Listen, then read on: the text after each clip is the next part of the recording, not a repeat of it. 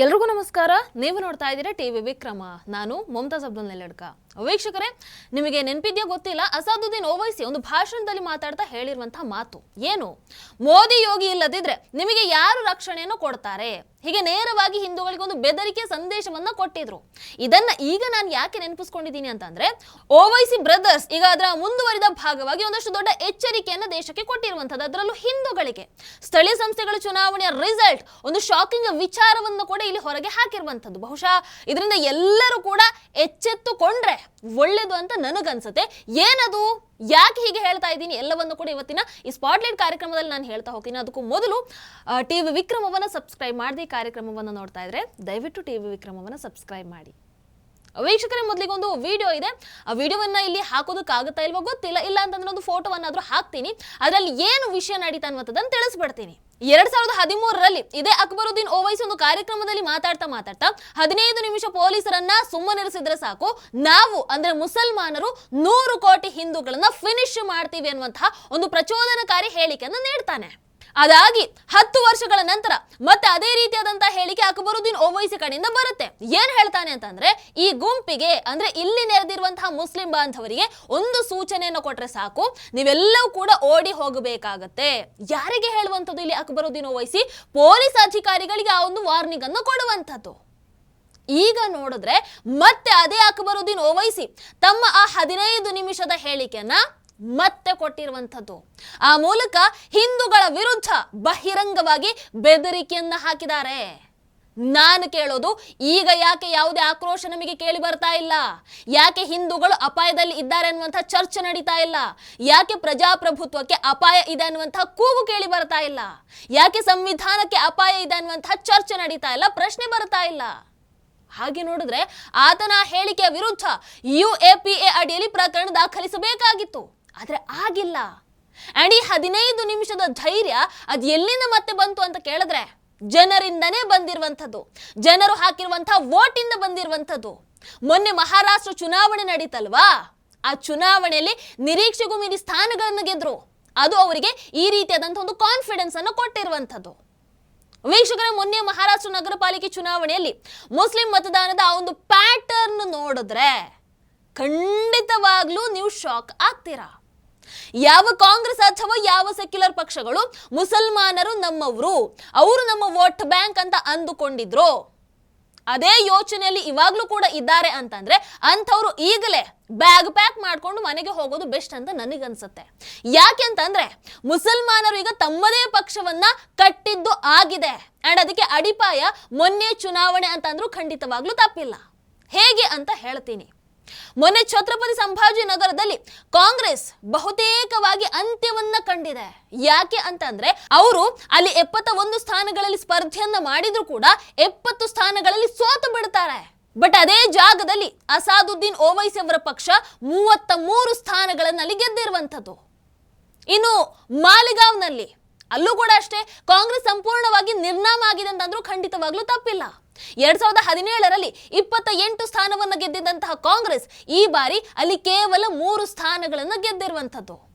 ಆದ್ರೆ ಅದೇ ಮಾಲಿಗಾವ್ನಲ್ಲಿ 35 ಸ್ಥಾನಗಳ ಜೊತೆಗೆ ಇಸ್ಲಾಂ ಪಾರ್ಟಿ, ಇಸ್ಲಾಂ ಅಂತಂದ್ರೆ ಅದೊಂದು ಮುಸ್ಲಿಂ ಪಾರ್ಟಿ, ಆ ಪಾರ್ಟಿ ಅತಿ ದೊಡ್ಡ ಪಕ್ಷವಾಗಿ ಅಲ್ಲಿ ಹೊರಹೊಮ್ಮಿರುವಂಥದ್ದು.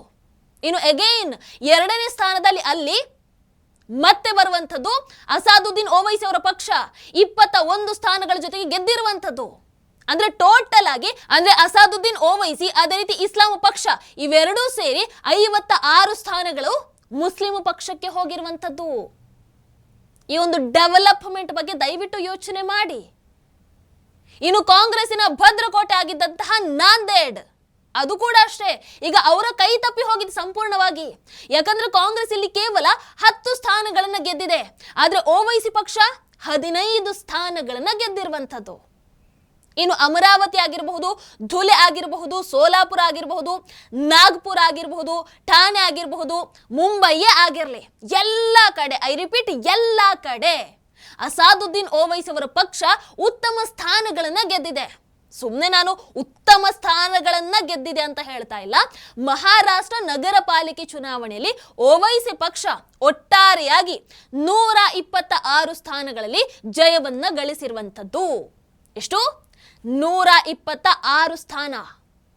ಹಾಗಾದ್ರೆ ಆ 15 ನಿಮಿಷದ ಸ್ಟೇಟ್ಮೆಂಟ್ ಹಿಂದಿನ ಧೈರ್ಯ ಮತ್ತೆ ಎಲ್ಲಿಂದ ಬಂದಿದೆ ಅನ್ನುವಂಥದ್ದು ನಿಮಗೆ ಅರ್ಥ ಆಗಿರ್ಬೇಕಲ್ವಾ?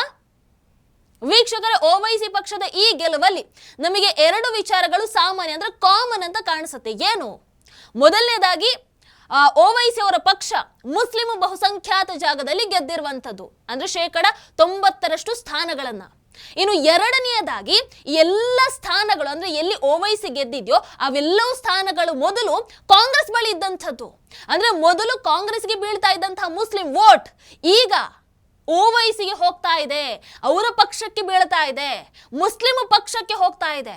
ಬಟ್ ಯಾಕೆ ಅಂತಂದ್ರೆ ಮೊದಲಿಗೆ ಮುಸಲ್ಮಾನರಿಗೆ ಆಯ್ಕೆ ಇರಲಿಲ್ಲ, ತಮ್ಮದೇ ಆಗಿರುವಂತಹ ಒಂದು ಪಕ್ಷ ಬೇಕಿತ್ತು ಮುಸಲ್ಮಾನರಿಗೆ. ಹಾಗಾಗಿ ಅವರು ಕಾಂಗ್ರೆಸ್ ಅನ್ನ ಆಯ್ಕೆ ಮಾಡ್ಕೊಳ್ತಾ ಇದ್ರು. ಈಗ ತಮ್ಮದೇ ಪಕ್ಷ ಅಂದ್ರೆ ಮುಸ್ಲಿಂ ಪಕ್ಷನೇ ಬಂತು ಅಂತಂದಾಗ ಅವರಿಗೆ ಕಾಂಗ್ರೆಸ್ ಪಕ್ಷದ ಅವಶ್ಯಕತೆ ಏನಿದೆ? ಹಾಗಾಗಿ ಕಾಂಗ್ರೆಸ್ಗೆ ಕೈಯನ್ನ ಕೊಟ್ಟು ಓವೈಸಿಯ ಕೈಯನ್ನ ಹಿಡಿದಿರುವಂಥದ್ದು. ಮೊನ್ನೆ ಆ ಒಂದು ಫಲಿತಾಂಶ ಏನನ್ನ ಇಲ್ಲಿ ಸ್ಪಷ್ಟವಾಗಿ ಹೇಳುತ್ತೆ ಅಂತಂದ್ರೆ, ಮುಸಲ್ಮಾನರು ಎಲ್ಲಿಯವರೆಗೆ ಒಂದು ನಿರ್ಣಾಯಕ ಹಂತಕ್ಕೆ ತಲುಪಿರೋದಿಲ್ವೋ, ಅಂದ್ರೆ ಫುಲ್ ಪವರ್ ಅವರ ಕೈಗೆ ಯಾವಾಗ ಸಿಗೋದಿಲ್ವೋ ಅಲ್ಲಿವರೆಗೆ ಅವರು ಕಾಂಗ್ರೆಸ್ಗೆ ಅಥವಾ ಬೇರೆ ಬೇರೆ ಸೆಕ್ಯುಲರ್ ಪಾರ್ಟಿಗಳಿಗೆ ಮತವನ್ನ ಹಾಕ್ತಾ ಹೋಗ್ತಾರೆ. ಆದ್ರೆ ಯಾವಾಗ ಅವರೇ ನಿರ್ಣಾಯಕ ಶಕ್ತಿಯಾಗಿ ಹೊರಹೊಮ್ತಾರೋ, ಆ ಶಕ್ತಿಯಾಗಿ ಬೆಳಿತಾರೋ, ಆಗ ಅವರು ಅಸಲಿ ಮುಸ್ಲಿಂ ಪಕ್ಷಕ್ಕೆ ಮತವನ್ನ ಹಾಕುವಂಥದ್ದು. ಅದು ಇಸ್ಲಾಂ ಪಕ್ಷನೇ ಆಗಿರ್ಲಿ, ಅಸಾದುದ್ದೀನ್ ಓವೈಸಿ ಅವರ ಪಕ್ಷನೇ ಆಗಿರ್ಲಿ. ಆಮೇಲೆ ಇನ್ನೊಂದು ದೊಡ್ಡ ವಿಚಾರ ಏನು ಅಂತಂದ್ರೆ, ಬಹುಶಃ ನಾಳೆ ದಿನ ಇಲ್ಲಿ ಓವೈಸಿಗಿಂತಲೂ ಕಟುವಾದಂತಹ ಒಬ್ಬ ಮುಸ್ಲಿಂ ನಾಯಕ ಬಂದರೆ, ಆತ ಗೆಲ್ಲುವಂತಹ ಚಾನ್ಸಸ್ ಇದ್ರೆ, ಮುಸಲ್ಮಾನರು ಇಲ್ಲಿ ಇಸ್ಲಾಂ ವಿಚಾರದಲ್ಲಿ ಇನ್ನಷ್ಟು ಸ್ಟ್ರಾಂಗ್ ಆಗಿ ಯಾರಾದ್ರೂ ಬಂದು ಬಿಟ್ರೆ, ಆಗ ಅವರು ಓವೈಸಿ ಕೈಯನ್ನು ಕೂಡ ಬಿಟ್ಟು ಆ ಕಟ್ಟರ್ ಮುಸ್ಲಿಂ ಜೊತೆಯಾಗಿ ನಿಲ್ತಾರೆ. ಮುಸಲ್ಮಾನರು ಆತನನ್ನೇ ಆಯ್ಕೆ ಮಾಡ್ಕೊಳ್ತಾರೆ. ಮಾಲೆಗಾವ್ನಲ್ಲಿ ಇವತ್ತು ಇಸ್ಲಾಂ ಪಾರ್ಟಿ ಗೆಲುವಾಗಿದೆ. ಇದೇ ನಿಮಗೆ ಒಂದು ಬೆಸ್ಟ್ ಎಕ್ಸಾಂಪಲ್ ಅಂತಂದ್ರೆ ಖಂಡಿತವಾಗ್ಲೂ ತಪ್ಪಾಗಲ್ಲ. ಅಲ್ಲಿ ಓವೈಸಿ ಪಾರ್ಟಿ ಕೂಡ ಇತ್ತು, ಇಸ್ಲಾಂ ಪಾರ್ಟಿ ಕೂಡ ಇತ್ತು. ಓವೈಸಿ ಸೆಕೆಂಡ್ ಪ್ಲೇಸ್ ಅಲ್ಲಿ ಇದೆ, but Islam party first place ಅಲ್ಲಿ ಇದೆ. ಅರ್ಥ ಆಗ್ತಾ ಇದೆ ಅಲ್ವಾ ವೀಕ್ಷಕರು? ಇದು ಕೇವಲ ಮಹಾರಾಷ್ಟ್ರಕ್ಕೆ ಮಾತ್ರ ಸೀಮಿತ ಆಗಿರುವಂಥದ್ದಲ್ಲ. ಇಡೀ ದೇಶದಲ್ಲಿ ಇದೇ ಮಾದರಿ ಒಂದು ಡೆವಲಪ್ಮೆಂಟ್ ಏನಿದೆ ಇದು ಕಂಡು ಬರ್ತಾ ಇದೆ. ಎವ್ರಿ ಚುನಾವಣೆಯಲ್ಲೂ ಕೂಡ, ಅಂದ್ರೆ ಪ್ರತಿ ಚುನಾವಣೆಯಲ್ಲೂ ಕೂಡ ಈ ಒಂದು ಬದಲಾವಣೆ ಕಾಣಿಸ್ಕೊಳ್ತಾ ಇದೆ. ಉತ್ತರ ಪ್ರದೇಶದಲ್ಲಿ ಬಿಜೆಪಿಯನ್ನು ಸೋಲಿಸೋದಕ್ಕೆ ಮುಸಲ್ಮಾನರು ಏನ್ ಮಾಡ್ತಾರೆ? ಸಮಾಜವಾದಿ ಪಕ್ಷಕ್ಕೆ ಅಲ್ಲಿ ವೋಟ್ ಅನ್ನ ಹಾಕ್ತಾರೆ. ಅಲ್ಲಿ ಓವೈಸಿ ಪಕ್ಷ ಇದೆ, ಬಟ್ ಅವರಿಗೆ ಮತವನ್ನ ಯಾಕೆ ಹಾಕಲ್ಲ ಅಂತ ಅಂದ್ರೆ, ಅವ್ರು ಇನ್ನೂ ಕೂಡ ಒಂದು ನಿರ್ಣಾಯಕ ಹಂತಕ್ಕೆ ತಲುಪಿಲ್ಲ, ಅಂತಹ ಸ್ಥಾನಗಳನ್ನು ಅವರು ಪಡ್ಕೊಳ್ತಾ ಇಲ್ಲ. ಇವರೆಲ್ಲರೂ ಕೂಡ ಈಗ ಅವರಿಗೆ ವೋಟ್ ಅನ್ನ ಹಾಕಿದ್ರು ಕೂಡ ಓವೈಸಿ ಪಕ್ಷ ಒಂದು ಮೆಜಾರಿಟಿಯಾಗಿ ಇಲ್ಲಿ ಬರೋದಕ್ಕೆ ಆಗಲ್ಲ. ಹಾಗಾಗಿ ಅಲ್ಲಿ ಏನಾಗುತ್ತೆ, ಬಿಜೆಪಿ ಗೆಲ್ಲಬಹುದು ಆ ಒಂದು ಯೋಚನೆಯನ್ನ ಇಟ್ಕೊಂಡು ಅವರು ಓವೈಸಿಗಿಂತಲೂ ಕೂಡ ಯಾರನ್ನ ಸಮಾಜವಾದಿ ಪಾರ್ಟಿಯನ್ನ ಆಯ್ಕೆ ಮಾಡ್ಕೊಳ್ತಾರೆ ಅಲ್ಲಿ. ಇನ್ನು ಬಿಹಾರದಲ್ಲಿ ಅಲ್ಲೂ ಕೂಡ ಅಷ್ಟೇ RJD ಅದೇ ರೀತಿ ಕಾಂಗ್ರೆಸ್ಗೆ ವೋಟ್ ಅನ್ನ ಹಾಕ್ತಾರೆ. ಬಟ್ ಅದೇ ಸೀಮಾಂಚಲ ಭಾಗದಲ್ಲಿ ನಾವು ನಿರ್ಣಾಯಕರು ಅಂದ್ರೆ ಮುಸಲ್ಮಾನರು ನಿರ್ಣಾಯಕರು ಅನ್ನುವಂಥದ್ದು ಅವ್ರಿಗೆ ಗೊತ್ತು. ಹಾಗಾಗಿ ಅಲ್ಲಿ ಅವರು ಓವೈಸಿಯನ್ನೇ ಆಯ್ಕೆ ಮಾಡ್ಕೊಳ್ತಾರೆ.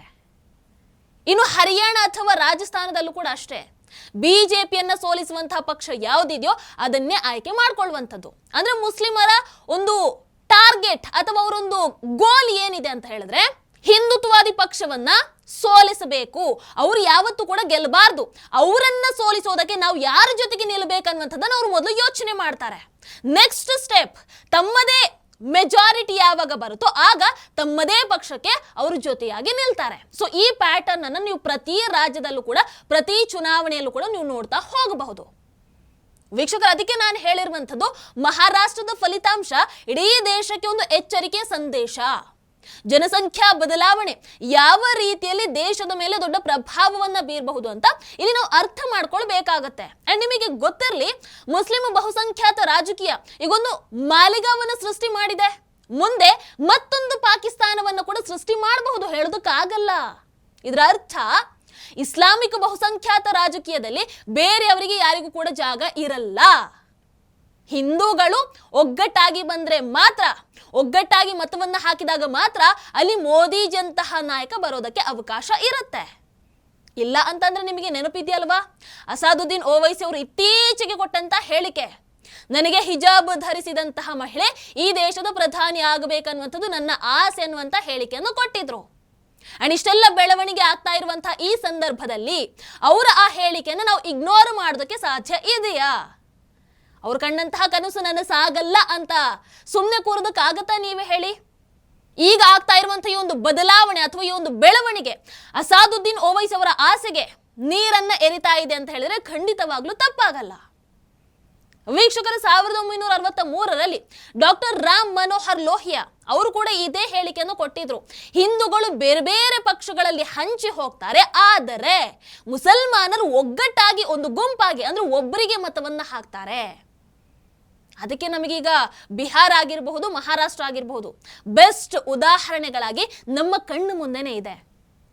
ಮುಸಲ್ಮಾನರು ಒಂದು ಬಾರಿ ನಿರ್ಣಾಯಕ ಶಕ್ತಿಯಾಗಿ ಬೆಳೆದ ನಂತರ ಅವರು ಕಾಂಗ್ರೆಸ್ಸಿನ ಜಾತ್ಯತೀತತೆ ಹಿಂದೆನೂ ಹೋಗಲ್ಲ, ಸಮಾಜವಾದಿ ರಾಜಕಾರಣದ ಹಿಂದೆ ಕೂಡ ಅವರು ಹೋಗಲ್ಲ. ಅವ್ರು ಏನಿದ್ರು ಕೂಡ ನೇರವಾಗಿ ಮುಸ್ಲಿಂ ಪಕ್ಷವನ್ನೇ ಆಯ್ಕೆ ಮಾಡಿಕೊಳ್ಳುವಂಥದ್ದು.